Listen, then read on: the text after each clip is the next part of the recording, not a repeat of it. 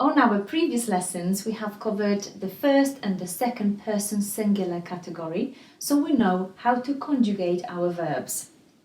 Use the first person when you talk about yourself, therefore end your verbs with am or am.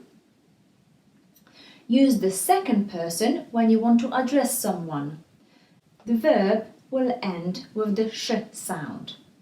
The third person singular deals with the she, he or it category. We use this category when we want to talk about someone else.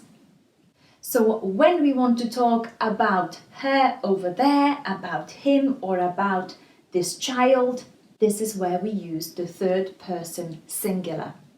Bear in mind that this category is only for one person, hence it's called the third person singular. If you want to talk about a group, then we would have to select the third person plural category. Please see the chart. Again, when you and I want to talk about her, about him or about it, we will use the third person singular.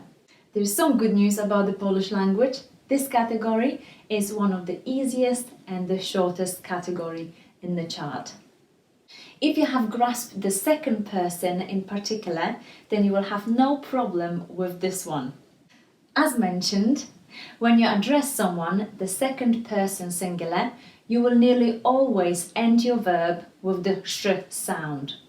When you talk about someone else, only one person, you simply cut the sh sound off the end of your verb and you will end up with the third person singular category. Okay, let's look at some examples. We are talking about him, her or it. Beata robi obiad. Beata makes dinner. On idzie na zakupy. He goes shopping. Ona się myje. She washes herself. Dziecko je śniadanie. The child eats breakfast. Robert ma zegarek. Robert has a watch.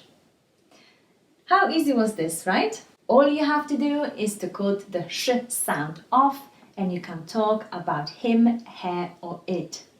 Underneath this video, write a few sentences using verbs in the third person and tell me what he, she or it is doing.